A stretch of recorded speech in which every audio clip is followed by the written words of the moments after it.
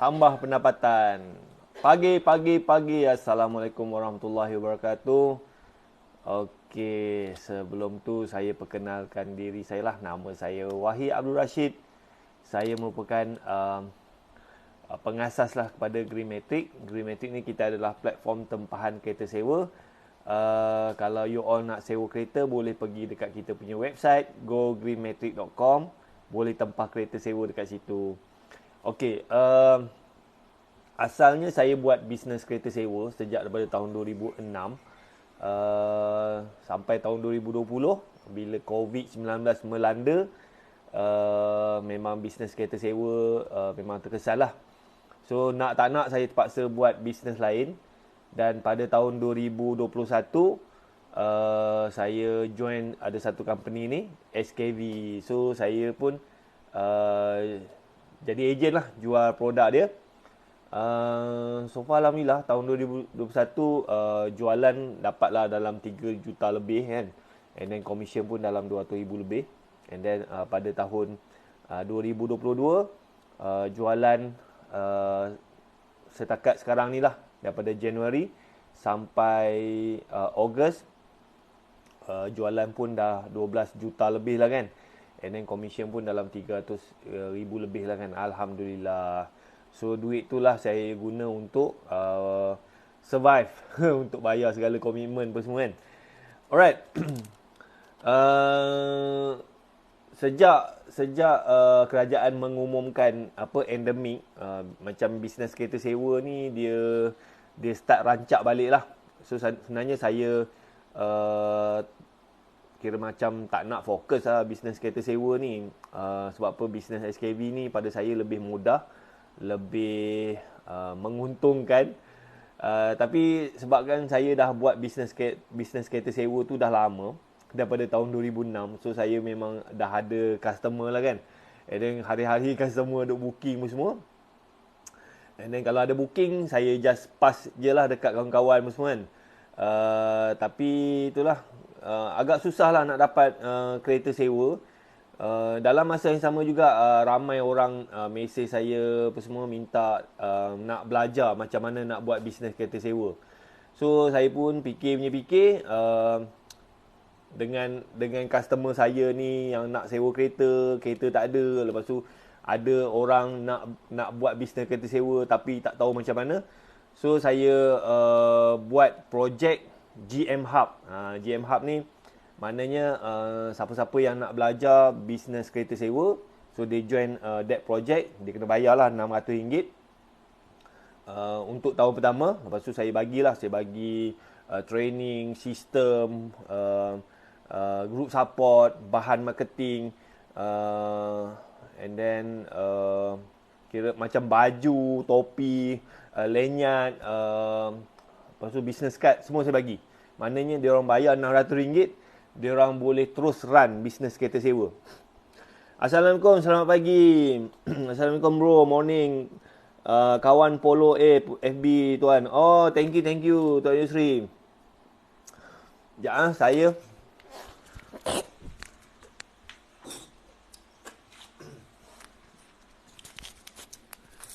sorry.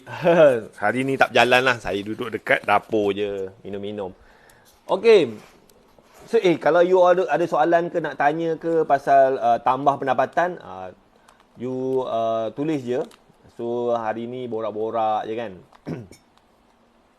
So saya dulu kerja government. Saya start kerja tu tahun 2005. 2011 saya berhenti kerja. Saya sebenarnya tak ada planning pun nak berniaga apa semua. Memang kalau boleh lah kerja sampai pencen lah kan. Sebab apa, saya rasa berniaga ni satu benda yang susah. Selamat pagi Khairil macam mana nak sebut ni? House, okay. So saya memang saya rasa bisnes ni benda yang susah, benda yang tidak ada jaminan. Lebih baik makan gaji lah kan.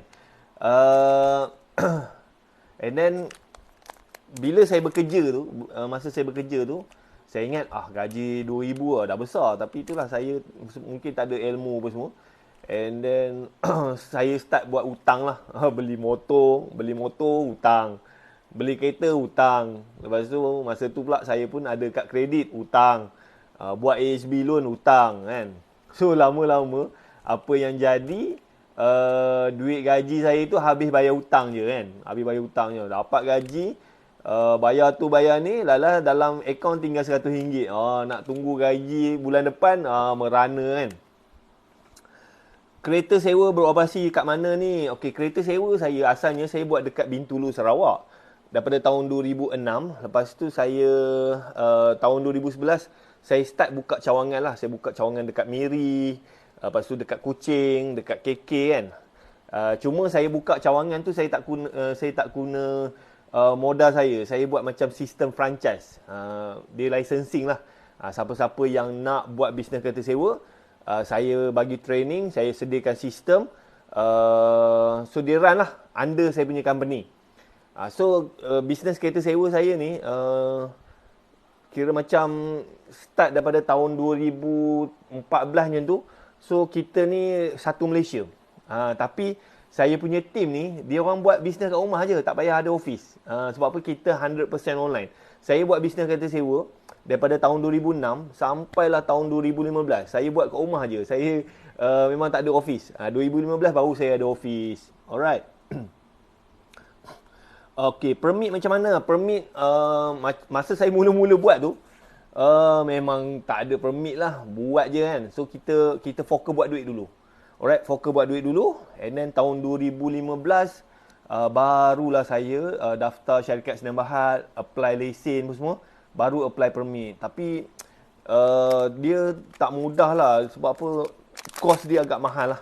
Agak mahal. Lepas tu macam saya mula-mula saya dapat lesen tu, saya cubalah apply 10 permit. Lepas tu pihak siapa dah, saya tak ingat, dia kata dia bagi saya satu permit je. Saya apply 10, dia bagi satu je. Sebab apa, dia kata you ambil satu permit ni, and then kita nak tengok you untung dulu baru dia akan tambah. Saya cakap, macam mana aku nak untung kalau dengan satu permit kan. Tapi tak apalah, saya buat je. Lepas tu agak susah lah, agak susah. Kecuali kita ni ada macam kita ada customer yang best kan. Oh, apa yang dalam botol kecil ni? Yang ni zero ni. Yang ni pemanis. Ini kopi. Ni saya bancuh kopi ni. Saya memang hari-hari saya minum ni. Kopi ni dia kopi 4-in-1, dia tidak ada gula. Dia bagus lah untuk orang yang nak turunkan berat badan, nak kawal berat badan. Orang kencing manis pun boleh pakai. And then sebab apa, dia tak ada gula kan? Dia tak ada gula. So saya nak manis, saya campur ni lah zero ni kan. Alright. Oh, nak habis lah ni. Bi, ada zero lagi yang baru. Sekejap. Yang ni dah nak habis. Satu botol ni boleh bancuh dalam 200 cawan lah. Kan. Alright. So, letak je. 2 titis. Oh, stevia betul. Ni dia punya ni. Zero. Tapi saya daripada SKB lah. Alright. Yang kopi saya guna ni. Oh, sekejap saya flickkan kamera. Alright. Ni. So, kopi ni dia kopi 4-in-1. Biasa kopi 4-in-1 dia ada gula. Yang ni dia ada kopi Arabica, dia ada ubi jaga, dia ada tunjuk langit, lepas tu dia ada creamer lah. Creamer dia bebas lemak trans. Alright. Yang ni satu kotak lah. Satu kotak dia harga dia RM30. Lepas tu dalam ni ada 20 sachet lah. So ini antara kopi favourite saya lah. Kopi favourite saya. Dan saya akan guna zero ni. Yang stevia ni dia bagusnya sebab apa, dia ada chromium. So bila you campur dengan you punya minuman, dia akan bakar lemak. Macam saya dulu, masalah saya perut buncit. Kan? Perut buncit. Lepas tu saya duk minum ni, guna ni, alhamdulillah lah, nampaklah perut terkempis. Betul tak, Bi? Betul.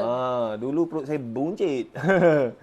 So siapa-siapa yang ada masalah perut buncit, masalah berat badan semua, boleh cubalah kopi ni kan. Oh ya Allah, sedap lah. Alright. Macam mana nak order kopi tu? PM saya. PM saya. Nanti saya WhatsApp you. Tadi masa saya last malam tu saya cakap klik dekat bio.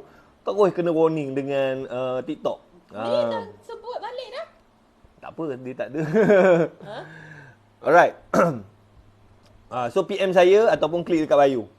Saya saya notificationkan TikTok tuan ni follow back. Terima kasih. TW tu apa? Tak tahu. Thank you. Okay, tak apa. Saya ni akaun TikTok saya nombor 2 yang asalnya dah kena ban dah. Itulah saya pun masa saya buat TikTok tu saya pun tak tahu banyak sangat melanggar community guideline. Berkali-kali lah. Kadang-kadang saya letak nombor telefon, kadang-kadang saya letak produk apa semua. Ui, kena ban sampai berapa banyak kali lah kena ban. Last akaun tu hilang. Ada 40,000 follower. Jahanam. Alright, thank you pada yang bagi Rose. So topik hari ni nak tambah pendapatan. Macam mana nak tambah pendapatan? So saya pun ceritalah sikit pengalaman saya lah. Sebab apa saya dulu kerja government. Saya kerja dekat universiti lah. Memang gaji tak cukup lah. Siapa kat sini yang kerja government ataupun kerja swasta? Kan? Kalau dulu tahun 2006, 2005, 2006, kalau gaji 2000 tu boleh rasa lah memang tak cukup lah. Sekarang ni kalau you masih lagi gaji 2000, 3000, dengan harga barang naik ni memang sakit lah. Betul tak? Kan? So saya mencari sesiapa kawan-kawan apa semua yang nak belajar macam mana nak tambah pendapatan kan. Kan. So macam saya along the way tu ada beberapa bisnes lah yang saya buat. Ada bisnes yang menjadi, ada bisnes yang tak menjadi lah. Kan. Yang bisnes yang menjadi tu kereta sewa lah, kereta sewa. Tapi sebenarnya saya pun cuba macam-macam lah. Jual baju, jersey, jual seluar jean kan. Lepas tu pernah jadi ejen minyak pelincir, pernah jadi broker tanah apa semua kan. Tapi semua tu tak menjadilah. Alright, kerja government. Tapi kalau kerja government ni, kalau you pandai buat side income tu, insyaAllah lah kan. Boleh kan. Sekejap.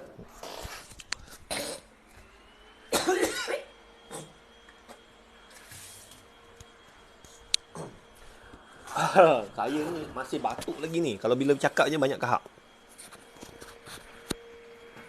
Alright. You all dengar tak suara saya dengan jelas? Kan, hari ni sembang-sembang je. Menyemak je benda ni. Alright. Oh, sedap kan kopi ni. Kalau nak order kopi ni, boleh WhatsApp saya dekat bio.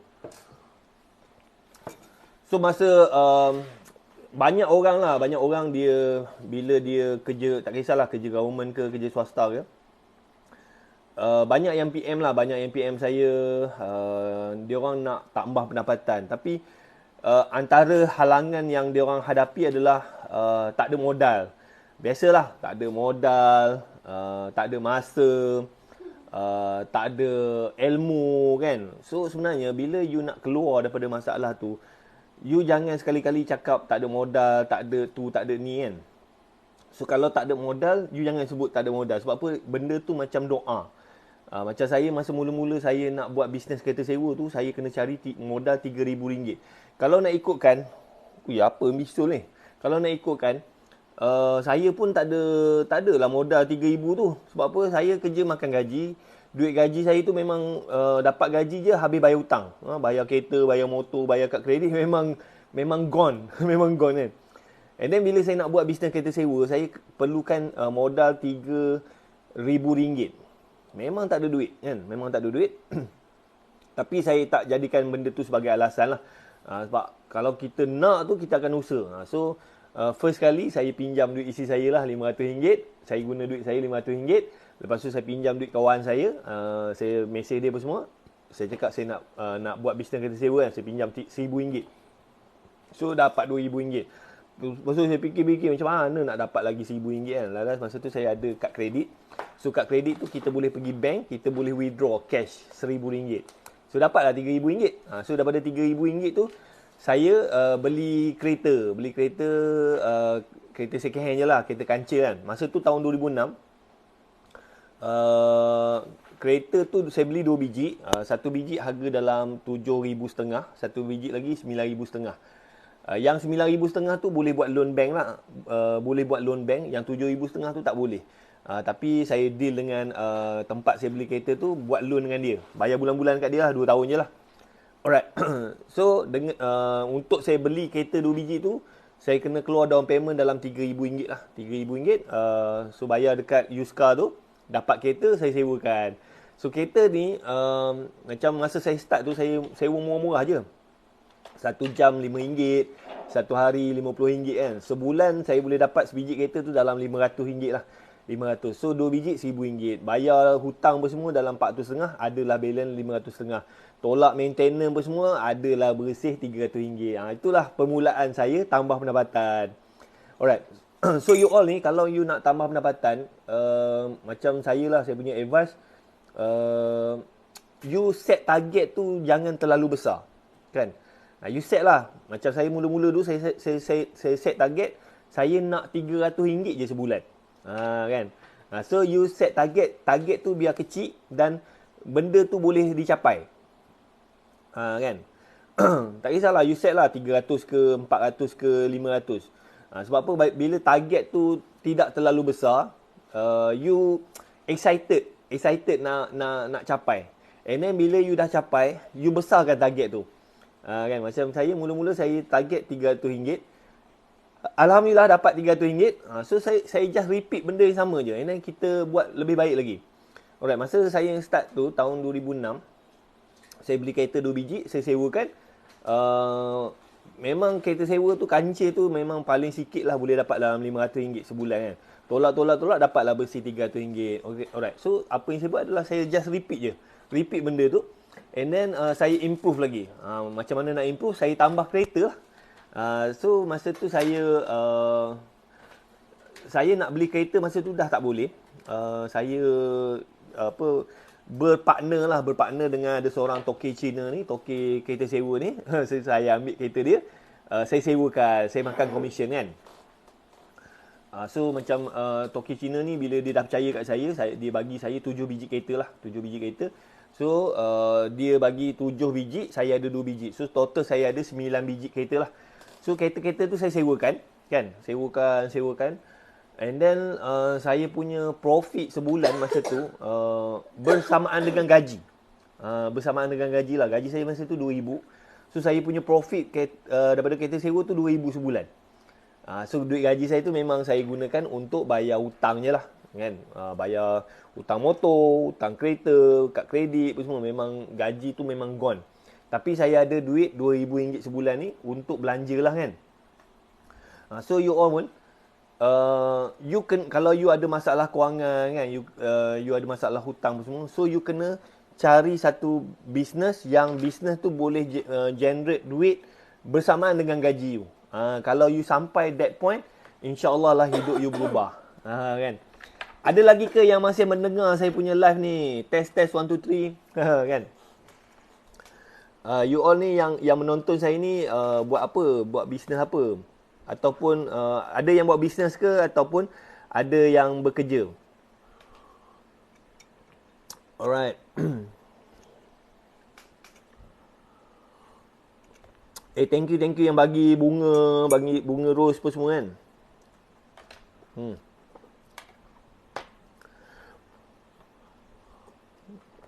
So alhamdulillah bila saya buat bisnes kereta sewa tu, saya punya keuntungan tu lah bersamaan dengan gaji lah kan. Alright.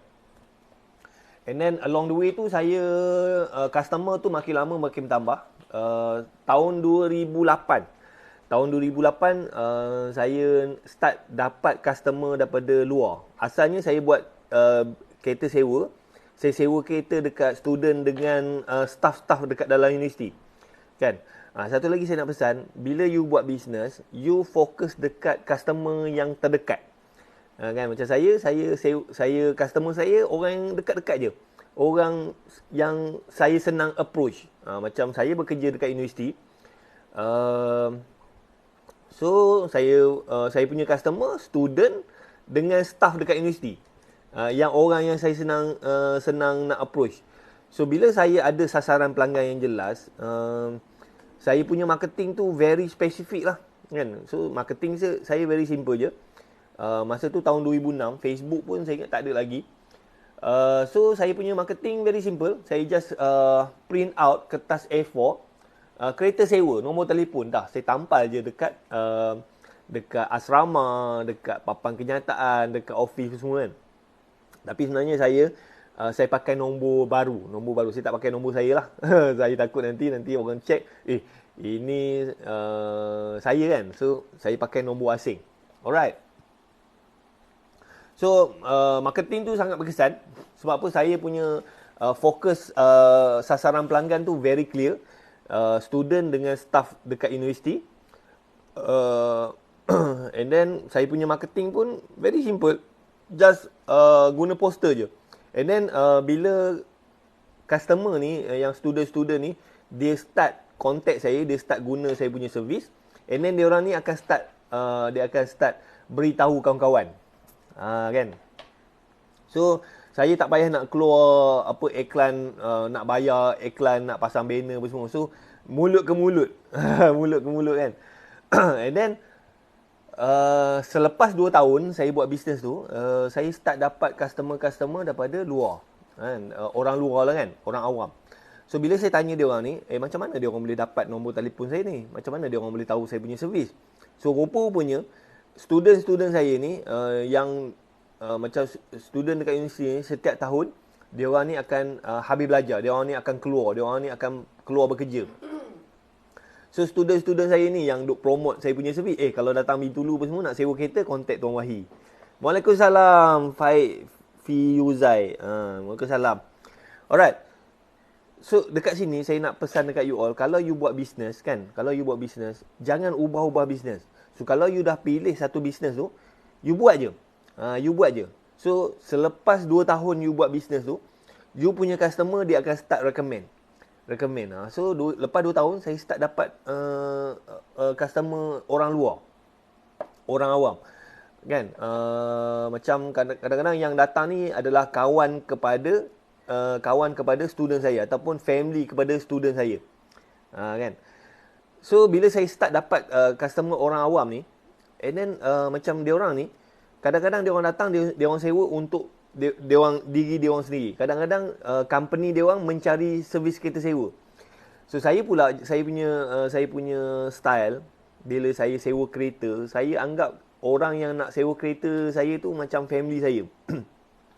So saya akan make sure lah kereta tu dicuci dulu, bersih. Walaupun kereta yang saya buat tu kereta lama, tapi saya make sure kereta tu bersih. Kereta tu condition dia okey. And then bila customer tu datang, saya akan pergi jemput dia kan. And then kalau dia bawa beg apa semua, saya akan bawa beg dia, and then angkat masuk dalam kereta apa semua. And then borak-borak apa semua. Kalau dia nak ajak minum kopi pun, minum je, layan je kan. So saya anggap customer yang datang sewa kereta saya tu, saya layan macam family saya. Macam dia orang datang ziarah kan. So saya punya customer, kawan, family apa semua kan. Alright, perkongsian terbaik. Loss of connection. Video sekarang ni okey. Tadi ada orang call, takut terputus pula saya punya ni kan. Video suara clear ke?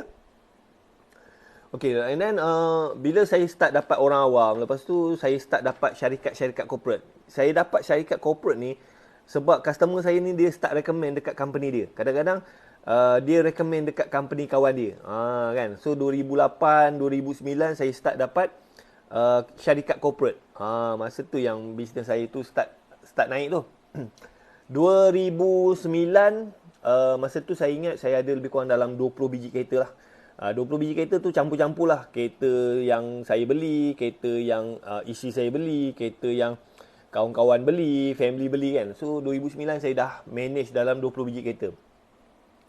Saya baru join ni, boleh bagi tahu cara bagaimana selama 2 tahun dapatkan sale.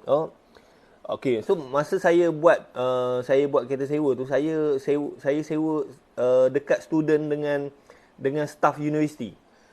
So benda pertama adalah kalau you nak start tu, you kena ada sasaran pelanggan yang jelas. Yang pelanggan tu kalau boleh orang yang terdekat. dengan you. So kalau you nak start, tak kisahlah kereta sewa ke, jual produk ke, first kali you start jual dekat family ke, kawan-kawan ke, kan, orang yang rapat dengan you. And then bila you konsisten semua, and then they happy dengan you punya produk, dengan you punya servis, orang ni dia akan start recommend dekat orang lain. Kan? Faham tak?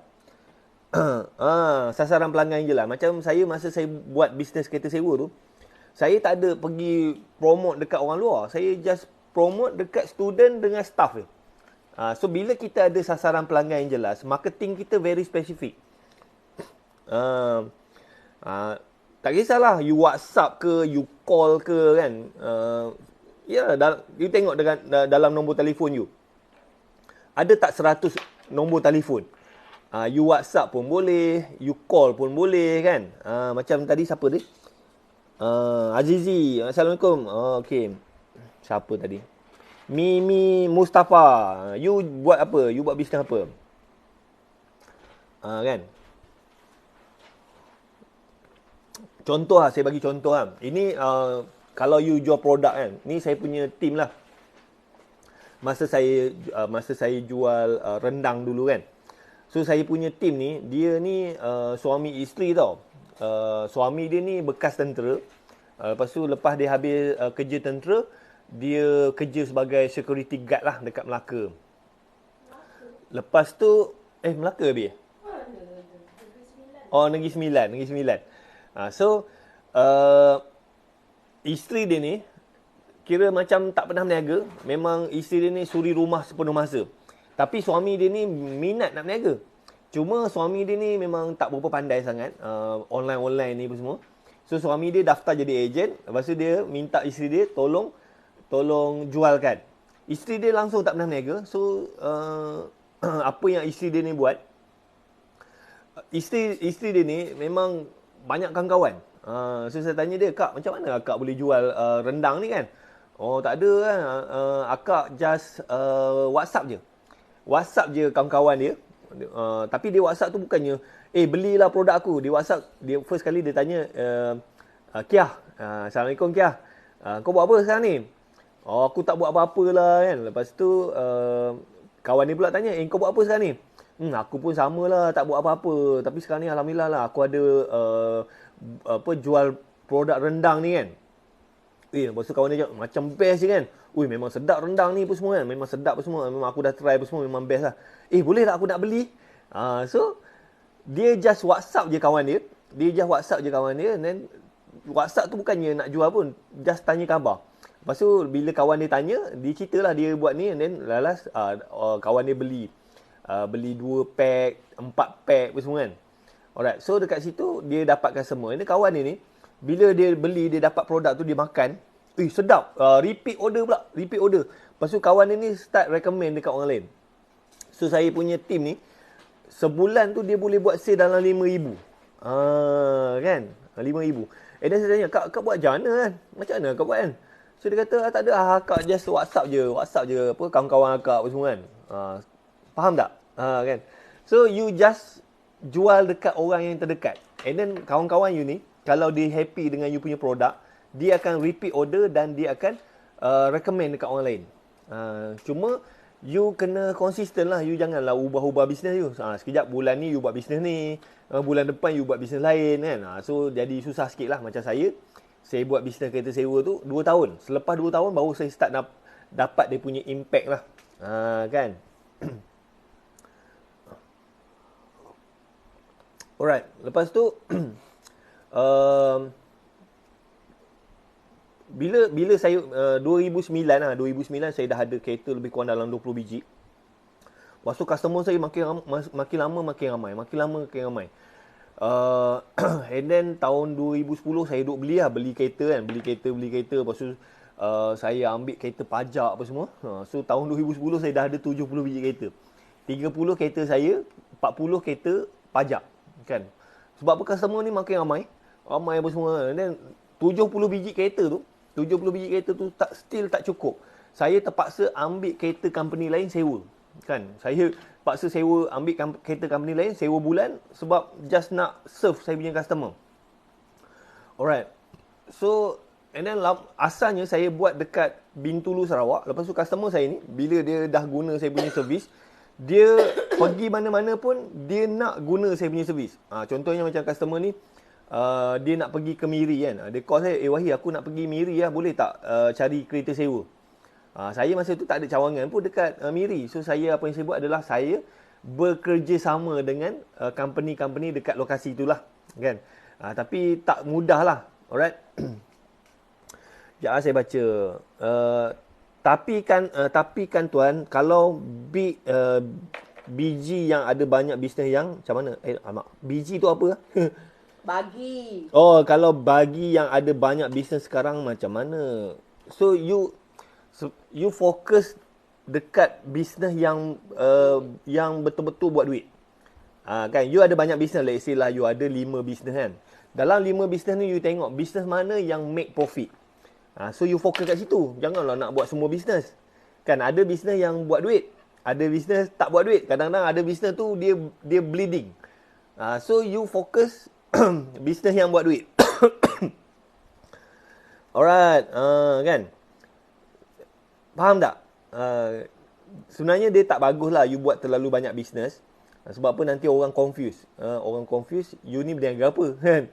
Macam saya pun daripada tahun 2006 sampai tahun 2000 sampai tahun 2020 saya tak buat bisnes lain. Saya memang buat bisnes kereta sewa je. Adalah buat sikit-sikit property, jual buku apa semua, tapi itu bukannya main.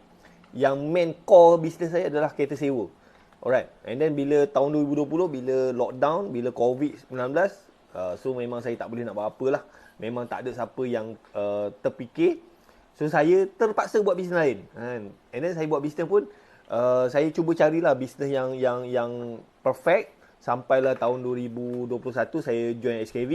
Ini pada saya bisnes yang perfect lah. Dia dengan modal dia rendah, lepas tu dia ada sistem, lepas tu support dia very good, bahan marketing dia good, training dia very good kan. So saya masuk, saya buat. Alhamdulillah tahun pertama saja saya dapat buat sale dalam 3 juta lebih lah, 3 juta lebih, and then saya dapat rekrut dalam 600 orang ejen lah. Macam tahun ni sekarang, tahun ni pun saya punya total sale dalam 12 juta untuk SKV lah. Lepas tu saya punya ejen pun dah 800 lebih kan. Bonus pun alhamdulillah lah 300,000 lebih kan. Alright. And then sebenarnya saya untuk bisnes kereta sewa saya ni, saya macam saya dah hand over dekat orang. Saya dah bagi dekat kawan saya untuk dia manage. Cuma bila kita melalui fasa endemik tu, customer lama ni dia start balik. Dia start balik apa semua kan. Masalahnya dia orang booking, kita orang je yang tak boleh nak confirm. Sebab apa? Tak ada kereta. Susah nak cari kereta. Dan saya punya partner ni pun dia booking banyak tapi tak ada kereta. So saya pun masuk bantu dia untuk saya rekrut balik supplier, and then sekarang ni alhamdulillah lah booking masuk, supplier tu ada lah kan. Tapi saya macam bisnes kereta sewa saya sekarang ni tak susah pun. Sebab apa? Saya tak ada staff. Macam yang booking tu pun ada team yang manage. Kerja saya just tarik orang untuk jadi supplier. And then training sikit. And then saya masih lagi fokus pada SKV. Allahu Akbar, tabarakallah kan. Okay. So tahun 2010 saya dah ada 70 biji kereta, and then customer ni makin lama makin ramai, and then bila dia dah guna kita punya servis ni, customer ni bila dia dah setia dengan kita, dia pergi mana-mana pun dia nak kita servis dia. Alright. So masa tu saya macam customer ni nak pergi ke Miri kan. Apa yang saya buat, saya pun contact lah company car rental dekat Miri. Saya tanyalah berapa harga apa semua, saya markup sikit, saya makan komisen kan. Tapi itulah sebab apa saya banyak deal dengan company-company yang kecil. So biasanya saya memang kena tipu. Memang kadang-kadang customer saya kena tipu apa semua kan. Contohnya lah macam customer saya nak pergi ke Miri kan. Lepas tu saya pun dah deal lah dengan supplier kereta sewa ni, dah confirm harga pun dah okey kan. Bila customer saya sampai je kat Miri,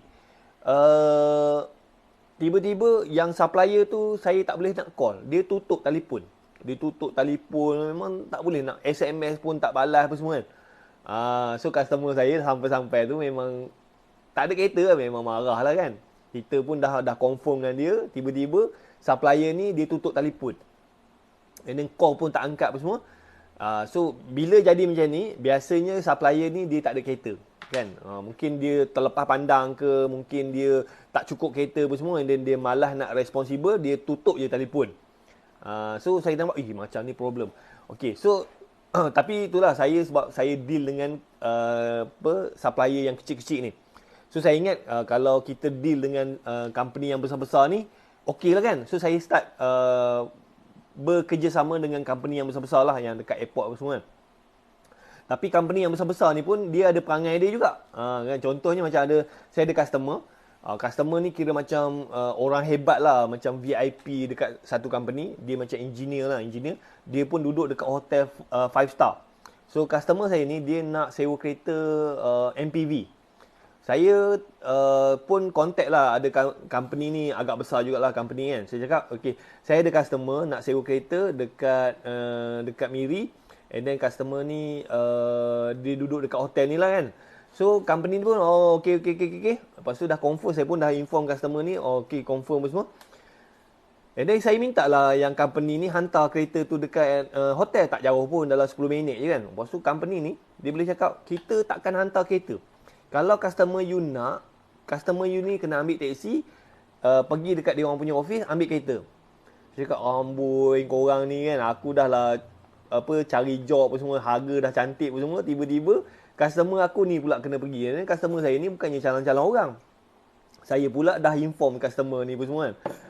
So saya terpaksa daripada Bintulu drive kereta pergi ke Miri, ambil kereta daripada company ni, hantar dekat hotel customer saya ni. Sebab apa, kita dah janji dah. Memang buang duit lah kan, Lepas tu saya cakap, ni tak boleh ni. Aku deal dengan company yang kecil kena kelentong. Aku deal dengan company yang besar, dia orang ni sombong lah pula kan. So lala saya fikir, aku tak boleh ni, aku nak buka cawangan aku sendiri. Sekejap saya baca. Tak pergi jogging ke Tuan Wahid? Hari ni kita lepak-lepak je kan, Wahid Abdul Rashid, SKB tu syarikat apa? Okay, SKB ni dia syarikat ni. Pengeluar produk. Ni company dia SKB. Kan dia punya duta dia Pak Nel. Saya tak boleh nak tunjuk lama-lama, kejap lagi kena warning dengan dengan TikTok. Ni SKB. Dia pengeluar produk. SKB ni dia adalah pengeluar produk kesihatan, dan produk-produk dia tu diperbuat daripada bahan-bahan semula jadi. So kalau you ada masalah kencing manis, ada masalah darah tinggi, ada masalah berat badan, selalu sakit-sakit kan, ada masalah jantung semua, you boleh cuma guna produk SKB. Alhamdulillah saya memang guna semua produk SKB. Saya tidak ada masalah kesihatan, cuma dulu saya ada masalah berat badan. Kan, saya dah cuba macam-macam produk, tak jalan. So saya join SKB, saya guna produk SKB, saya amalkan gaya hidup SKB. Alhamdulillah berat badan saya pun kira okey lah, normal lah, tak ada nampak gemuk kan. Dia untuk mencegah. Macam isi saya, sebelum ni dia ada asma. Kan, ada asma, lepas tu senggugut, lepas tu darah HB low. Pergi jumpa doktor pun tak boleh nak buat apa-apa. And then kita guna produk SKB, alhamdulillah asma pun dah okey kan. Asma pun dah okey, senggugut pun dah okey, HB low pun dah okey. Isi saya dulu setiap 3 bulan dia kena pergi hospital masuk darah. Sebab apa? Darah tak cukup. Sekali masuk darah, kalau hospital swasta 7,000. Dengan wardnya, dengan apa semua kan. So setiap 3 bulan kena pergi hospital masuk darah. Tapi sekarang ni alhamdulillah lah, bila dia gunakan produk SKB, dia tak jadi macam dulu lah. Dia macam dulu lemah, muka pucat kan, macam vampire. Aku kahwin dengan pontianak ke ni? Baby bukan pontianak ya. Okay. Alright, so kalau you macam SKB ni, dua benda lah yang you dapat. First kali you dapat sihat. Yang kedua, kalau you promote, you dapat duit. Macam saya, alhamdulillah, sihat pun dapat, duit pun dapat kan. Alright. Tuan doakan buat mak saya yang akan naik flight ke Jeddah Ahad ni untuk tunaikan umrah. Okey, semoga dipermudahkanlah, semoga segalanya berjalan lancar. Okey. Putra Utara jadi ejen lah. Boleh nak jadi ejen SKV. Kalau you duduk dekat Semenanjung, modal dia rendah je, RM65 RM40. Dan macam SKV ni, dia memang dia punya founder tu betul-betul nak tolong orang lah. Founder dia ni kira macam saya respect lah. Ni dia punya ni kan. Ni dia punya founder dia. Puan Katika dengan Dr. Said. Lepas tu ni sebelah sana. Pak Nel adalah Duta. Pak Nel adalah duta dia. Duta dia. So dia orang ni memang kira orang yang ada duit lah, ada duit. Lepas tu macam Puan Katika ni. Puan Katika ni asalnya dia lawyer. Dia lawyer, memang bisnes dia pun dah okey. And then Dr. Said ni dia dulu doktor. Memang doktor dekat Hospital Pulau Pinang, Hospital Perlis apa semua. So Dr. Said ni masa dia bekerja sebagai doktor, dia jumpa ramai orang yang ada masalah kencing manis, darah tinggi, kolesterol apa semua kan. And then dia orang ni bila dah kena penyakit tu memang doktor akan bagi ubat. Sampai kadang-kadang ubat tu dah jadi makan macam nasi. So ubat ni okey, bagus. Tapi kalau you duk makan ubat, dia akan dia tak settle lah masalah tu. Sebab apa? Dalam badan kita ni dah ada keradangan, dah ada kerosakan. So kita perlukan suplemen yang diperbuat daripada bahan semula jadi untuk repair kita punya badan. So macam kalau you dah ada kencing manis, you kena makan ubat. Tapi ubat tu dia tidak boleh merawat kencing manis. Dia hanya boleh mengawal simptom. Kalau darah you tinggi, gula you tinggi, ubat tu boleh kontrol. Tapi kerosakan dalaman tu dia tak boleh repair. So that's why kita perlukan suplemen untuk repair dalaman tu. Supaya kita punya penyakit tu tidak jadi lebih teruk kan. So macam kita ada banyak lah testimonial customer. Macam customer ni, dia ada kencing manis, kaki dah nak kena potong kan. Lepas tu kalau pergi hospital memang doktor nak potong je lah kaki kan. Tapi macam bila dia ambil suplemen daripada SKV ni, contoh macam ni kan, Phytech ni, dia minum. So daging dia tu yang buruk tu, dia start tumbuh balik. So bila pergi hospital, macam luka tu kan, macam makin lama makin kecil, and then okay. So doktor tak jadi potong. Itulah kekuatan suplemen ni. Kan? Macam mana nak jadi ejen? Macam mana nak jadi ejen? Okey, kalau you duduk dekat Semenanjung, you daftar, yuran pendaftaran dia RM65.40 je. RM65.40. Kalau Sarawak RM66.40. Kalau Sabah RM71.30. Kalau Singapura RM81.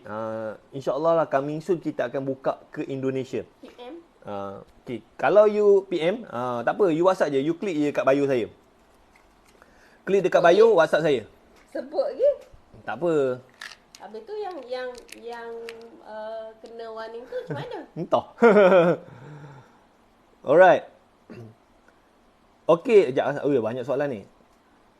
Tuan Wahi dan Puan Nur Shirley, gandengan hebat dan mantap. Banyak membantu insan-insan seluruh Malaysia. Alamak, saya orang biasa je kan. Ramai yang ingat partner tu founder SKV. Tak kisahlah siapa founder kan. Sebab apa, partner ni dia memang dia jadi duta SKV ni daripada tahun 2020. And then partner pun dia nak jadi duta seumur hidup. Sebab apa, dia nampak SKV ni banyak membantu orang lah. Macam apa, mak-mak kita, ayah kita kan, yang ada kencing manis pun. Partner kan dia suka orang tua. Budak-budak, daripada budak-budak sampai orang tua kan. So macam SKV ni banyak bantu orang. So dekat sini ada tak sesiapa yang pernah guna produk SKV? Cuba komen sikit kan. Alright. SKV dah lama syarikat kukuh. Saya nak repair badan, tak nak potong kaki. Alamak, siapa ni? So you boleh cuba.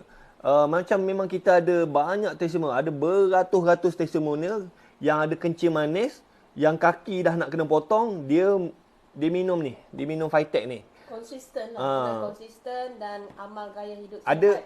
Ada testimonial customer kita, kaki dia dah nak kena potong, dia minum ni 3 botol.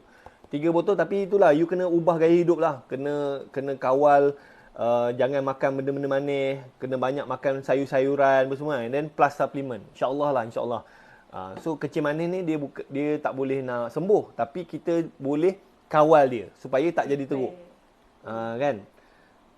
Siapa yang pernah guna produk SKV, cuba komen sikit. Bagus ke tidak bagus? Macam saya, alhamdulillah saya start guna produk SKV ni daripada tahun 2021. Saya tak adalah masalah kesihatan, cuma masalah berat badan. Tapi dulu saya buasir. Saya buasir, ada sekali tu saya buang air besar, memang buang air besar keluar darah.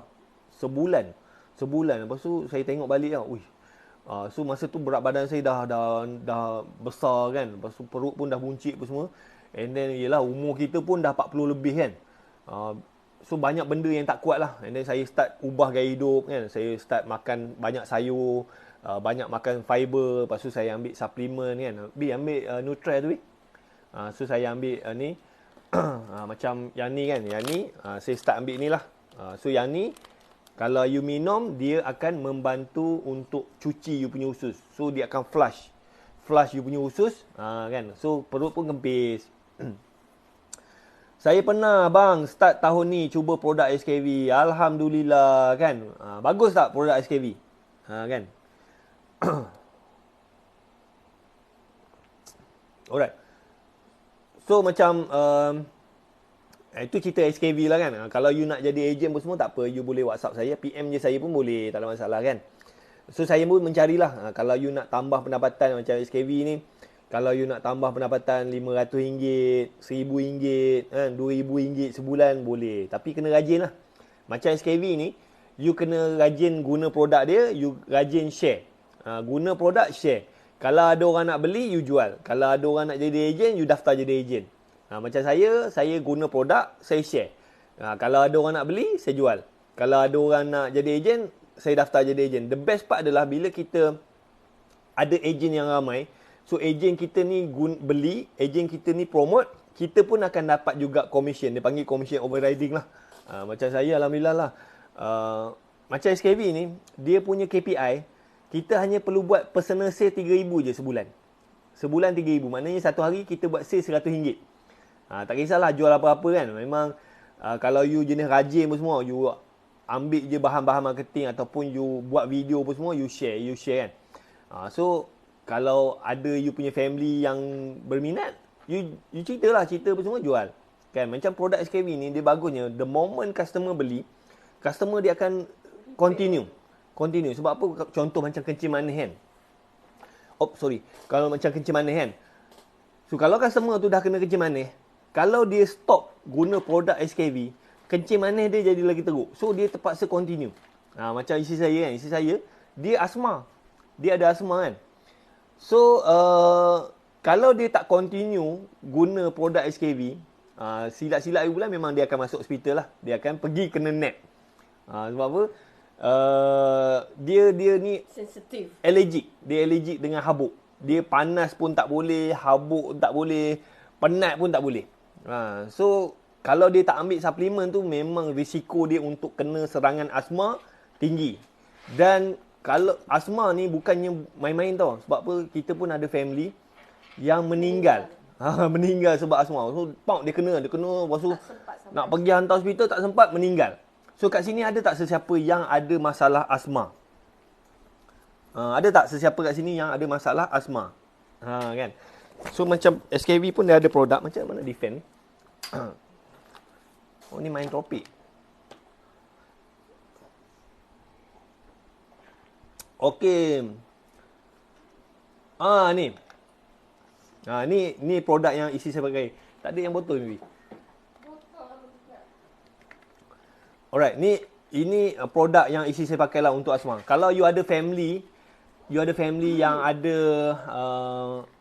ada masalah asma kan, this one very good. Isteri saya memang dulu setiap bulan memang kena pergi klinik, kena nap. Dia kena habuk sikit tak boleh, panas tak boleh, naik tangga pun, kadang-kadang naik tangga pun boleh kena asma. So very dangerous lah. Kan? Tapi nasib baiklah tempat kita orang ni dekat dengan klinik. Kalau macam you duduk dekat rumah kan, klinik jauh, be careful. Sebab apa? Memang ada setengah orang ni dia mati dalam perjalanan. Kan? So this one very good.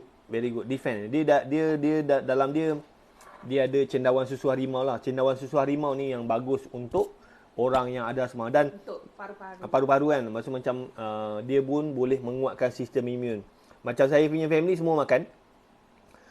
Macam anak saya kan, anak saya dulu 3 bulan sekali memang akan demam apa semua. Sekarang ni anak saya, sejak kita guna produk SKV, saya ingat dah 17 bulan.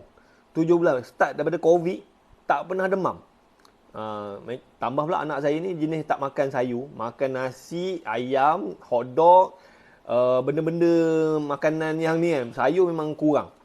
Tapi saya pun bagi suplemen, lepas tu bagi minum Vitec lah. So anak saya alhamdulillah lah, setahun lebih tak pernah demam. Kan. So saya pun dululah 3 bulan sekali saya akan demam, batuk apa semua. Tapi saya pun bila saya start amalkan gaya hidup sihat, gunakan suplemen apa semua, saya pun lama lah, tapi cuma baru ni je saya betul-betul demam satu family. Kan. Kadang-kadang kita duk makan suplemen, kalau nak sakit tu sakit juga. Tapi tak adalah kerap. Macam saya tengok lah, daripada saya join SKV, dekat 17 bulan memang kita orang tak pernah demam. Tapi dalam bulan lepas tak macam mana virus tu very strong, kena saya, jangkit kat isteri saya, jangkit kat anak apa semua. Tapi kita duk makan suplemen, makan ubat apa semua, tak adalah pergi klinik kan. Pergi klinik pun just ambil ubat demam, ubat batuk kan. Takat tu tak ada kena masuk ward apa semua. So far alhamdulillah lah. Alright. Okay, sambung lagi cerita pasal kereta sewa tadi kan. Kereta sewa tadi, lepas tu saya start buka cawangan, guna konsep licensing apa semua.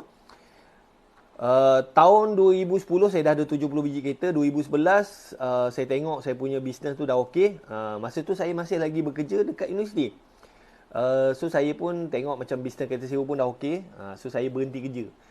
Saya hantar surat, saya berhenti kerja daripada universiti. 2011 saya berhenti kerja, saya full time buat bisnes kereta sewa lah. Saya buka company Senin Berhad, and then saya run bisnes kereta sewa lah. And then 2011 saya start buat buka cawangan kan, lepas tu 2012 alhamdulillah lah, sale pun lebih pada 1 juta. 2013 sale naik lagi, 2014 naik jadi 4 juta, 2015 naik jadi 5 juta kan. Alright. So saya perhatilah, saya bermula daripada tahun 2006, daripada tak ada apa-apa. Modal 3,000 beli 2 biji kereta. Lepas tu saya buat. 2012 saya punya jualan lebih kurang 1 juta. 6 tahun ambil masa untuk buat 1 juta pertama. Kan. Itu kira macam saya buat tu tidak ada proper mentor lah. Adalah mentor, tapi mentor bukannya yang betul-betul saya tanya. Saya redah je, langgar kan. Tapi dalam masa 6 tahun alhamdulillah dapatlah juga buat jualan 1 juta. So saya perhati macam mana saya boleh capai 1 juta pertama tu. Ada tak nak tahu? Macam mana saya boleh capai 1 juta pertama? Kan? Sebenarnya bila saya tengok balik, the only way untuk kita jadi jutawan adalah bila kita boleh membantu ramai orang. Kan, macam saya mula-mula saya buat bisnes kereta sewa tu, saya hanya membantu pelanggan saya je. So customer saya makin lama makin bertambah. Alright. So tahun 2011 saya start membantu orang lain untuk tambah pendapatan. Kan. So mula-mula saya buat untuk saya seorang je. 2006 sampailah 2010 saya buat untuk saya seorang je. So saya hanya membantu customer saya hanya membantu family saya hanya membantu pekerja saya.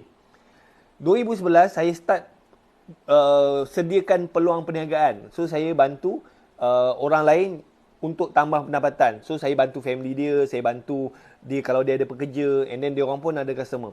So bila kita boleh membantu ramai orang, so duit tu makin banyak masuk lah.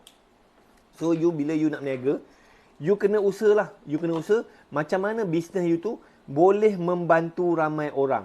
Macam saya buat bisnes SKV kan, macam mana saya boleh buat sale tahun pertama 3.5 juta. Sebab apa? Kita membantu ramai orang. Kita menyediakan peluang perniagaan kepada ramai orang. Lagi ramai orang yang kita bantu, lagi banyak duit yang kita dapat. So masa tahun pertama tu saya dapat rekrut 600 orang. Daripada 600 orang tu ada ejen saya yang buat 20,000 sebulan kan. Dia punya profit. Profit kan. 20,000 sebulan, ada yang 30,000 sebulan, ada yang 500, 1,000 ringgit. So kita cuba bantu seramai orang. Macam sekarang ni ejen bawah saya under SKV lebih kurang dalam 800. So lagi banyak kita bantu orang, lagi banyak duit kita dapat. Kan? Dia tak boleh you berniaga, you nak kaya seorang-seorang. You boleh lah kalau you berniaga, you just nak kaya seorang-seorang, boleh lah. Tapi nak jadi jutawan tu susah sikit lah. Kan? Alright. Assalamualaikum Tuan Wahim. Waalaikumsalam. Waalaikumsalam. Thank you join kan. Alright. Lepas tu tahun 2015, tapi itulah bisnes ni dia ada turun naik kan. So saya daripada tahun 2006 memang naik kan. Masuk tahun 2015 tu berlakulah ujian kan, ujian. So 2015 tu dia start dengan apa GST kan, GST. Lepas tu dia sebenarnya GST ni dia bagi impact jugalah dekat saya punya company kan. Macam first kali bila GST diperkenalkan, kita nak tak nak terpaksa naikkan harga sewa lah kan. Kalau macam dulu harga sewa RM100, kita terpaksalah cas RM106 kan GST. Sama ada kita naikkan harga ataupun kita kena maintain harga tapi kita kena sedut lah, kena serap kan. So kita punya margin tu jadi rendah sikit lah kan. Tapi dia bukan setakat situ saja tau. Bila GST diperkenalkan, so sayanya asalnya yang uruskan akaun tu isteri saya. So kita punya akaun tu very simple lah. Customer bayar duit, kita keluar receipt and then kita just record je lah. Tapi bila GST ni, sebab apa saya dah ada banyak lisensi kan. Kalau dulu sebelum GST, macam customer ni sewa kereta boleh bayar direct dekat saya punya lisensi. So dia orang ni kira berapa sale dia sebulan, dia just bayar je royalty dekat company saya. Very simple. Tapi bila GST tu tak boleh. So customer dia kena bayar dekat company saya. Company saya kena keluar tax invoice bagi dekat customer. And then yang saya punya lisensi ni dia kena claim. Dia kena submit claim. Lepas tu tim saya ni kena check duit, kena tolak GST, kena tolak segala fee apa semua, barulah release. So bila jadi macam tu, kerja jadi bertambah. Kan? Dulu isteri saya yang buat. Lepas tu bila GST je, isteri saya hari menangis-nangis. Sebab apa kerja tu terlalu banyak. And then kita pun terpaksa ambil pekerja. Ambil seorang pekerja kan untuk tolong manage account. Pekerja pun menangis. Kerja tu terlalu banyak. Kan? Just manage GST je. Ambil lagi pekerja. Tak cukup lagi. Ambil lagi. Sampai saya kena ada 4 orang pekerja yang jaga bahagian account. Seorang check payment, seorang buat tax invoice, seorang check claim, seorang release payment. Memang kerja banyak. Bayangkan masa tu, sebulan kita punya duit masuk lebih kurang RM500,000. Nak check satu-satu tu kadang-kadang customer bayar RM100, RM200. Nak check satu-satu tu memang banyak kerja. Lepas tu kita punya lisensi tu memang kalau payment lambat memang dia orang marah lah. So bila GST diperkenalkan, harga naik. Lepas tu saya pun kena hire pekerja. Lepas tu nak kena bayar sistem lagi apa semua kan. And then so saya punya margin tu jadi drop lah kan. And then itu okey lagi. Yang paling tak bestnya, saya punya lisensi ni seorang-seorang keluar. Sebab apa? Kalau dulu sebelum GST, dia orang buat marketing, customer booking, bayar kat dia orang direct. So dia orang tak payah nak pening kepala pasal GST apa semua kan. And then they just bayar royalty je 2.5%. So dia punya margin tu besar lah. Tapi bila GST, duit kena masuk company saya, kena bayar 6%. Lepas tu saya pun kena ambil. Dulu kita ambil tu 2.5%, tak cukup lah. Sebab apa nak kena bayar gaji pekerja lagi, kena kita naikkan jadi 3%, dah jadi 9% kan. Lepas tu dia orang nak kena submit claim, dah jadi kerja dia orang. Lepas tu nak kena release apa semua, benda tu lambat. Dahlah profit makin kecil, kerja bertambah kan, payment lambat. So saya punya lisensi ni blah kan. So dia orang buat sendiri. So dekat situlah bermulanya zaman kejatuhan, zaman keruntuhan. Alright, saya sambil jogging dengar Tuan Lai. Okay, thank you Izzahku. Izzah terbaik lah jogging. Saya hari ni nak lepak-lepak, nak santai-santai kan. Okay, so tu antara ujian lah. Tapi tak apalah, kita bayar je. And then start pada situlah. Bila kita ambil pekerja ni, so macam dulu saya punya pekerja ni, dia macam partner saya lah. Dia orang kerja, saya bayar gaji. Lepas tu dia orang pun ada kereta under company saya. So saya bayar commission. So dia macam contractor lah, macam freelancer. Saya just bayar basic and then dia orang pun ada kereta under company saya. So kita tak pening kepala pasal KWSP semua. Tapi bila saya terpaksa ambil pekerja yang bahagian akaun ni, confirm lah kena bayar KWSP semua kan. So saya punya profit tu dah makin kecil, kerja dah makin banyak. So KWSP dia start serang kan. Mana apa semua kan. Cakap, tuan saya ni cash flow ni agak tercekik sikit lah kan, nak bayar. Tak boleh, kena bayar kan. Dia sampai macam tak apa, you punya pekerja tu tak bayar gaji pun tak apa. Janji tiap-tiap bulan kena bayar KWSP. Mampu aku kan. Okey, tak apa, kita pun pulun apa semua. Lepas tu dengan GST-nya kita, dan saya punya lisensi ni dia buat tax invoice tak bayar, duit tak masuk. Kita ada apa? Block apa bi? Backlog apa semua. So, kita kena dahulukan GST. Macam saya punya lisensi ni dia orang keluar tax invoice tapi duit tak masuk. And then saya pula kena bayar ni. So memang kucak-kacir lah masa tu, kucak-kacir. Dengan KWSP-nya, dengan GST-nya kan. Lepas tu tak cukup dengan tu lah. LSDM pula datang serang.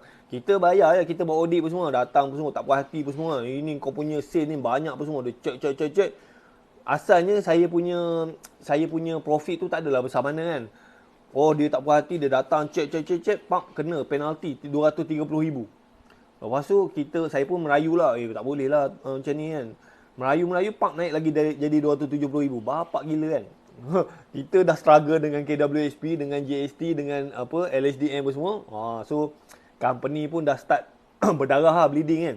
Kita bukan main lagi buat bisnes susah payah. Kan. Alright. Tuan duduk area mana? Saya dekat Selangor. GST kocak-kacir kan. Siapa kat sini yang berniaga? Kalau yang berniaga tu mungkin faham lah pasal GST kan. Memang bagi impact. Yang paling tak best kali tu bila saya punya team keluar sorang-sorang. Sebab apa? Buat apa aku nak duduk bawah company Greenmatic ni? Sebab apa? Dah lah profit makin kecil. Kerja banyak, payment lambat kan. Baik dia orang keluar buat sendiri. So saya punya company tu runtuh kan. Kan. So itu GST, cukai lagi. Ini zaman-zaman bosku kan. Dia dah gasak lah, dia dah sakau duit kau-kau kan. Lepas tu yang nak kena bayarnya kita. Yang banyak yang kena ni yang berniaga lah, yang berniaga kecil-kecil kan. Memang datang tu kita berniaga ni dah lah struggle apa semua. Dia datang je pak nak kena penalti, tak bayar apa semua, nak kena ni segala mak nenek apa semua. Oi gila kan. Dia dah sakau kau-kau kan, yang nak kena tanggungnya kita. Saya pening kepala kan. Tapi tak apalah, kita usaha bayar. Kita rakyat marhin nak buat macam mana kan. Kita lawan pun tak guna. Kan? Tuan Danny tinggal di mana? Alright. And then saya start kena LHDN tu 2018. Tapi dia argue pasal 2015 punya audit kan. And then masuk tahun 2019, so company saya start struggle lah dengan KWSP, dengan GST, dengan LHDN apa semua kan. Tapi kita usaha juga bayar. Masuk tahun 2020, COVID-19. So bertimpa-timpa masuk COVID-19-nya memang game over lah. Kalau dulu walaupun saya dihujani dengan macam-macam problem, kita masih lagi ada income, kita boleh adjust, boleh bayar. Tapi bila lockdown, bila COVID, company saya langsung tak ada income. Memang ialah pelancong tak boleh masuk. Orang kat Malaysia tak boleh nak travel. Kan? Lepas tu kita pun ada komitmen kena bayar gaji bulan-bulan apa semua. So memang game over. Memang game over kan. Saya pun adalah guna saving nak survive apa semua. Tapi macam kita pun lockdown dekat 2 tahun kan. Memang habis lah. Memang jam lah kan. So kita cuba survive. Tapi along the way tu saya cuba jual produk. Yelah, kau nak promote kereta sewa pun tak guna. Orang tak boleh nak travel kan. PKP kan. So saya pun cuba jual produk kan. Bolehlah jual tapi at the end bila kira tu tak ada untung pun. Mula-mula saya jual hand sanitizer, dapatlah untung sekali jual dapat RM10 macam tu kan. Tak ada besar mana lah. Lepas tu jual popcorn, adalah untung sikit kan. Tapi itulah masa kita jual popcorn tu, customer order lepas 3 minggu baru dapat. Sebab apa masa tu post laju semua terlalu banyak kurier kan. So customer dah start marah-marah kita kan, minta refund balik apa semua. Pening kepala lah. Kita just promote je popcorn tu, and then yang supplier ni dia tolong post lah. Supplier memang post laju je, cuma yang kurier ni, kadang-kadang customer, aku dah order ni kan, 3 minggu baru dapat. Dia dah marah-marah, mesej kita apa semua, minta refund apa semua. Dia kata kita tipu dia kan. Padahal kita dah submit order. Yang supplier pun dah post, yang start tu dekat kurier kan. Lepas tu saya pun ada kawan saya lah suruh jual rendang kan, so saya pun start rekrut stokis kan. Alhamdulillah saya dapat rekrut stokis seluruh Malaysia. And then kita pun promote. Alhamdulillah memang banyak gila dapat jual tu. bulan 6 tahun 2020 saya punya sale untuk jual rendang tu 150,000. Alhamdulillah. Tapi hujung bulan tu bila kita nak restock rendang tu, kita dah kumpul duit, kita bayar dekat supplier. Tiba-tiba supplier tu boleh cakap kilang mesin dia rosak. Saya ingat rosak sehari 2 hari, rupanya rosak 3 minggu. Saya punya ejen tu dah mengamuk, dah marah-marah, dia dah keluar duit, barang tak dapat, and then customer dia orang pun dah mengamuk, barang tak dapat. So kita pun duk tenangkan apa semua kan. Lepas tu lepas 3 minggu barulah kilang tu boleh supply. Kilang tu hantar barang. Saya punya ejen ni, yang mana yang dia orang dah beli tu, dia ambil lah. Tapi ada lagi stok yang extra kan, extra yang kita order. Lepas tu saya punya ejen tu semua tak nak restock dah, tak nak beli apa semua. So kita ada stok yang tak boleh jual. So sekarang ni saya dah terhutang dengan supplier kan. Lepas tu bolehlah jual sikit-sikit kan.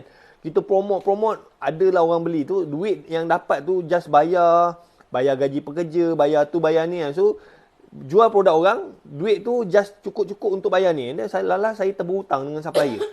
Kita kena top up lah masa tu. Kena top up semua, duit saving habis apa semua kan. Tu saya cakap, jual produk orang tak ada untung. Bukannya untung, rugi. Itu antara ujian lah. Kena pegang stok. Kena itu antara ujian lah. So saya pun tak ada pengalaman jadi ejen produk ni. That's why saya tak suka je ni kita jadi ejen orang ni, kita kena pegang barang. Yang saya suka SKV ni, modal dia murah je, RM60 lebih kan, RM60 lebih. Lepas tu kita tak payah pegang barang. Lepas tu kita just guna produk and then kita share. Kan? Kalau ada orang nak beli, kita submit order melalui sistem, HQ yang akan hantar. So tidak ada risiko. Kan? Lepas tu kalau macam ada orang nak jadi ejen, kita daftar jadi ejen, semua tu ada sistem. Dan ejen kita ni kalau dia beli, kita dapat komisen. Kalau dia jual, kita pun dapat komisen. So benda tu semua recorded. Macam dulu saya jual produk orang kan, rendang lah kan, macam-macam, tak ada sistem. So kadang-kadang saya punya ejen ni, supplier saya hilang. Ejen saya ni boleh pergi dekat saya punya supplier, beli direct. So aku dah penat-penat rekrut ejen ni. Lepas tu ejen ni boleh pergi dekat supplier, order direct.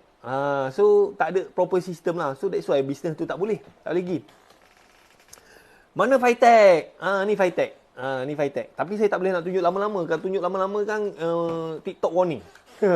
Ini pun kalau keluar warning tu, nanti saya kena keluarkanlah produk-produk ni kan. Alright. Macam memang pun itu dia ahlong berlesen. So macam saya pun pernah baca buku lah. Ada satu buku ni dia cerita, dalam dunia ni ada perompak berlesen, ada perompak tak berlesen. Perompak tak berlesen ni yang biasa-biasa tu lah, biasa-biasa yang jenis kecil-kecil kan. Tapi yang perompak berlesen ni, you faham-faham je lah. Dia memang rompak kita kau-kaunya dan kita tak boleh buat apa-apa. Tahu tak siapakah perompak berlesen? Bukan saya cakap tau, ini memang ada tertulis dalam buku.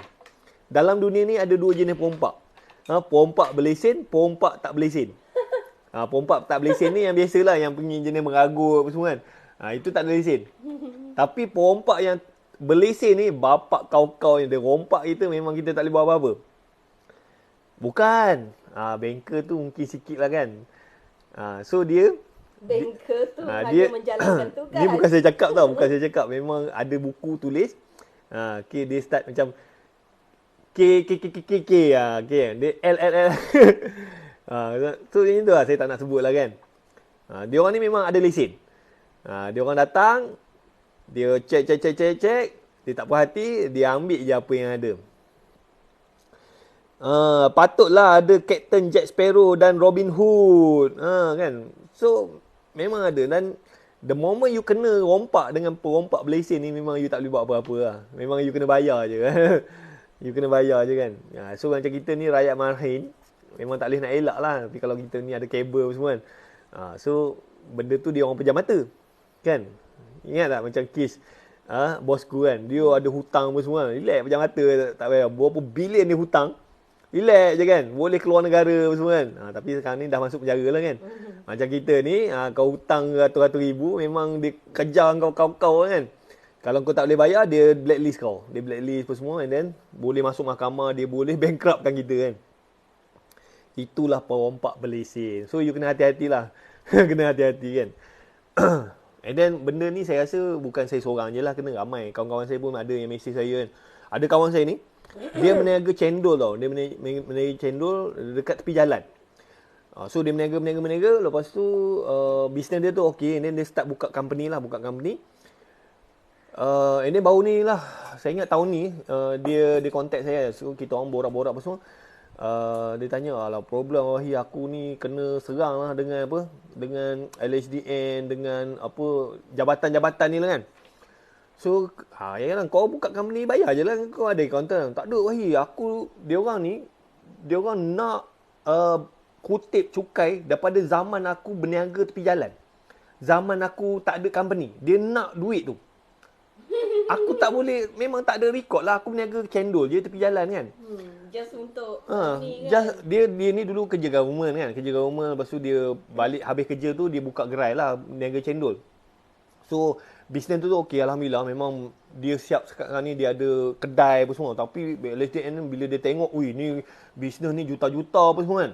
Lepas tu dia datang korek apa semua. So, LHDN nak dia bayar cukai daripada zaman dia berniaga tepi jalan yang tak ada company tu, sampai sekarang. Yang payung je ada. And then dia pun cuba fight, tak boleh. Kena bayar. Terduduk dia kan.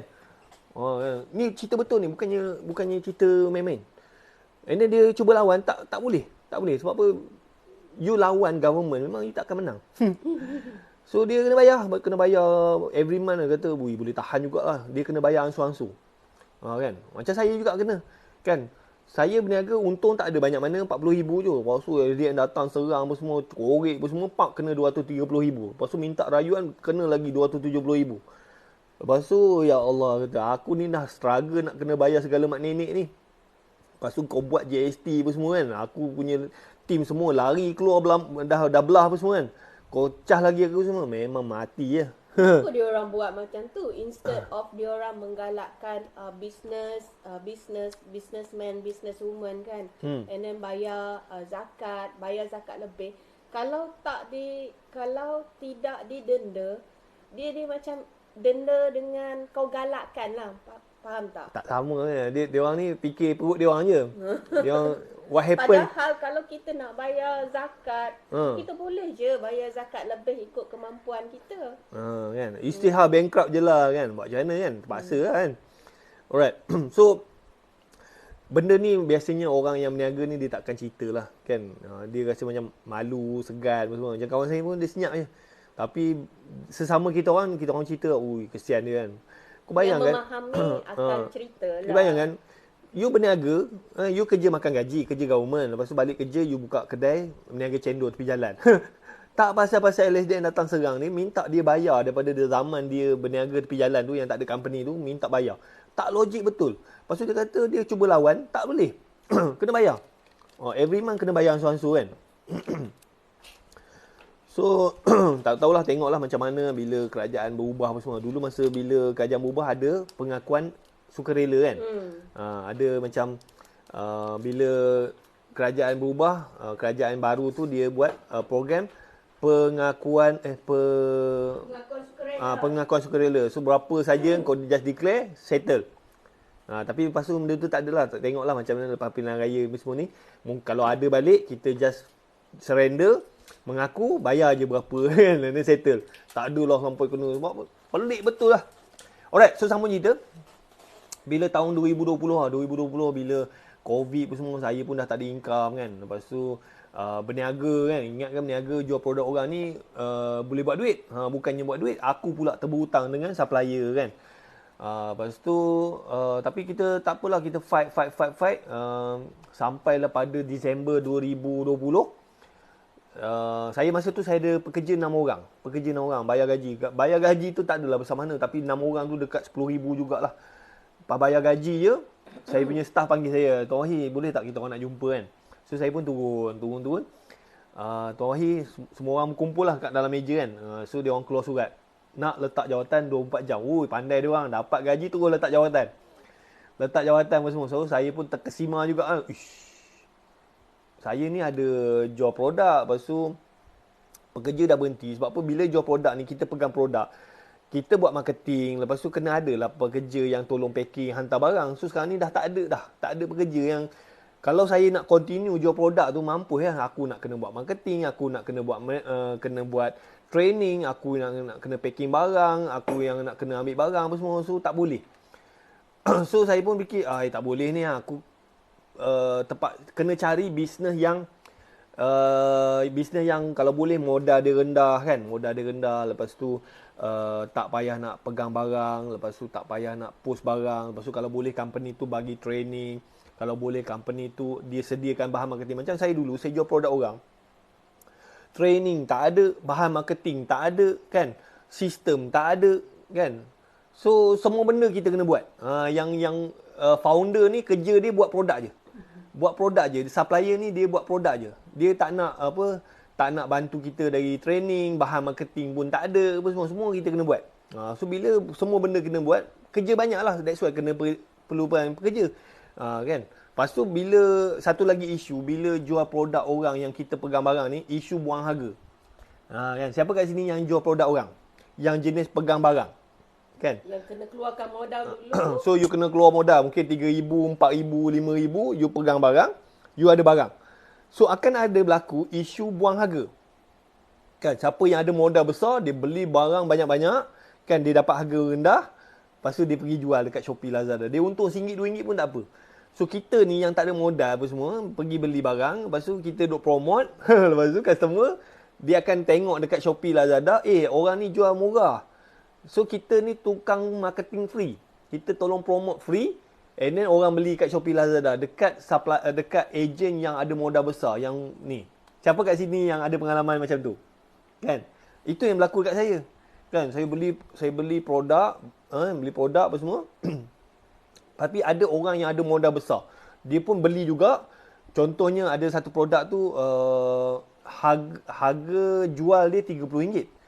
So saya beli daripada supplier, saya dapat RM12. So margin dalam RM18 lah kan. Tapi kalau ikutkan, kalau orang beli sebiji, satu kena jual 30 lah. Kalau beli 4, kita boleh jual dalam RM25. Kalau dia beli 20 unit, kita boleh jual RM18. Kalau dia beli 120 unit, kita boleh jual RM15 kan. Alright. So dia ada dia punya MOQ lah kan. Kalau 1 30, 4 25, kalau 20 RM18, kalau 120 RM15. Itu dia punya MOQ. Kena beli ikut kuantiti lah kan. Tapi baru boleh dapat harga tersebut. So saya pun promote. Lepas tu tiba-tiba customer tanya. Dia tengok dekat Shopee. Tuan Wahid, dekat Shopee ada jual RM15 lah satu. Beli satu pun RM15. Kan. So kita ni terkelu tak boleh nak kata apa kan. And then yang Shopee, Lazada ni, bila kita mesej pun dia orang buat dirt je. Mampu kau lah. Sebab apa? Barang tu dia orang dapat mungkin RM12. So dia untung RM3 kan. Dia untung RM3 pun tak apa. So berlakulah isu buang harga kan. Buang harga apa semua. So saya rasa macam, aku ni tukang promote free kan. And then orang beli kat Shopee, Lazada. Kita cuba follow lah apa MOQ kan. And then saya pun cakap lah dekat founder kan. Tuan, susah lah saya nak jual apa semua kan. Sebab apa, customer duk bandingkan dekat Shopee, Lazada, ada isu buang harga apa semua. Ada ejen yang buang harga kan. Lepas tu yang founder, alah Wahid, tu sikit je tu, tak ada apa lah. Kau abaikan tu rezeki dia lah kan. You fokus je. Founder memang cakap macam tu lah. Sebab apa, macam mana pun mana-mana ejen, tak kisahlah ejen tu jual online ke, jual kat Shopee, Lazada, nak tak nak kena beli kat dia. Kan? So dia boleh kata lah, alah tu sikit je kan. Tapi dia yang untung. Kan? Kita ni yang merana sebab apa? Duk berlawan. Kan? So, kalau bila saya punya pekerja tu dah berhenti kerja, saya pun fikir, okey. Kalau aku nak jual produk orang, kalau aku nak berniaga, aku tak boleh lagi berniaga cara lama. Cara yang jenis stocking agent ni, yang jenis pegang barang apa semua kan. So saya tak nak lagi. Kita nak kena pegang barang, kita nak kena packing barang, kena buat bahan marketing, kena training. Kan, lepas tu belum lagi cerita pasal isu buang harga. Kan? So saya tak nak lagi bisnes macam tu. Saya nak cari bisnes yang apa yang saya nak.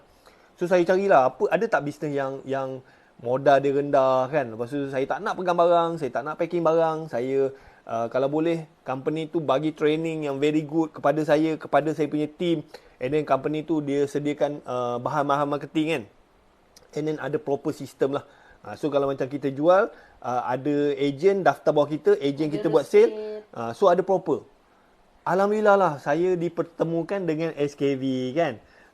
Salam Jumaat bang, tahun lepas saya kena COVID-19, lepas tu saya try produk SKV, memang bagus, Alhamdulillah kan. Make sure you continue lah, sebab apa, produk SKV ni dia bukannya time kita sakit je kena. So you continue je guna produk, sebab apa bila you continue ambil suplemen, so you jadi macam kesihatan you makin okey apa semua. Dia kadang-kadang ada produk SKV ni dia boleh reverse you punya umur tu.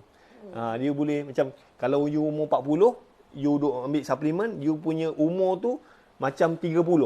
Sebab apa dia refresh you punya body. Kan? Body, otak apa semua. So kalau you tak ambil suplemen pun tak jadi apa-apa. Tapi kalau you umur 40, kadang-kadang umur 40 you punya badan tu umur tu macam 50. Sebab apa? Badan tu tidak cukup suplemen. Tapi kalau you ambil suplemen, kalau umur you 40, so dia akan reverse you punya umur tu mungkin 30 lah. So you jadi sihat, you jadi kuat, you ada stamina, mind pun okey, susah kena penyakit kan. Nak buat kerja pun senang.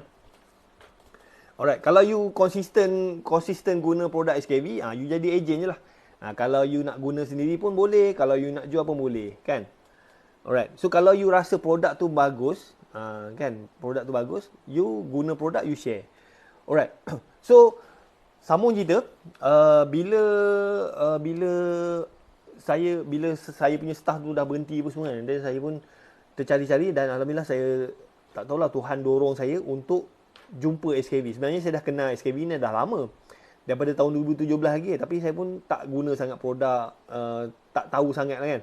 Tahulah SKV ni dia fokus kepada kencing manis kan. Dan saya pun contact lah saya punya leader saya Kak Nini. Hari ni dia orang tengah celebrate, saya punya leader ni dia punya jualan daripada Januari sampailah semalam. Nak tahu tak berapa dia punya sale? Ini leader saya ni dia hanya bukan founder, dia hanya agent. Nak tahu tak? Cuba teka. Berapa jualan saya punya leader? Kak Nini. Untuk tahun ni. Cuba teka. Tak ada hadiah lah, tapi kita main-main je. Alright. Berapa yang tengok saya punya live ni?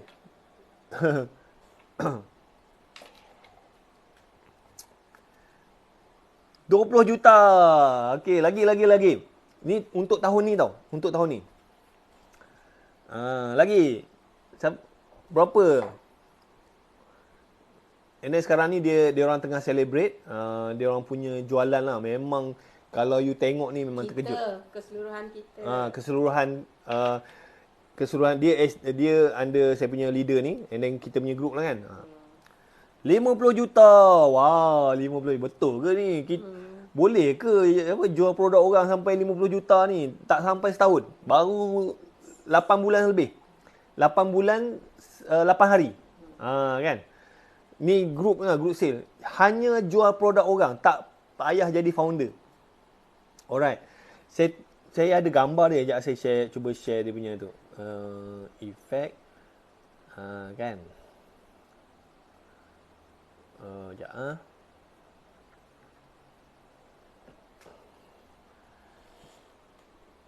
ni saya punya leader, Kak Nini ni lah yang bawa saya join SKV. So tahniah kat Nini. Okay. Dia punya jualan tahun ni 100 juta ringgit. You boleh imagine tak? You boleh fikir tak? Jadi ejen orang je, jadi ejen jual produk orang je, boleh buat jualan dalam masa 9 bulan, tak sampai 9 bulan, boleh cecah jualan 100 juta ringgit. Ni saya punya leader lah. 100 juta ringgit. Alhamdulillah. 100 juta. So, saya ingat dekat Malaysia ni, this is the first agent yang buat jualan 100 juta. Tak sampai setahun. Power tak powernya SKV kan. Alright. So, kalau you join SKV memang berbaloi lah. Memang berbaloi. Sebab apa saya rasa tak ada lagi mana-mana agent. Dia bukan kat ni bukan founder tau. Dia hanya agent.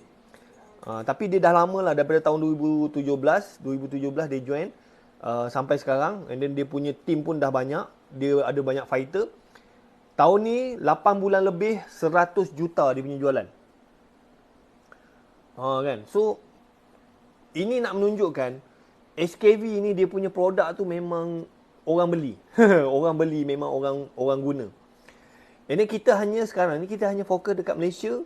Kat Malaysia dengan Singapura dengan Brunei je sikit. Indonesia belum masuk lagi. Kan. Kalau masuk Indonesia insya-Allah lah. Macam saya pula, macam saya punya under saya punya group, alhamdulillah lah tahun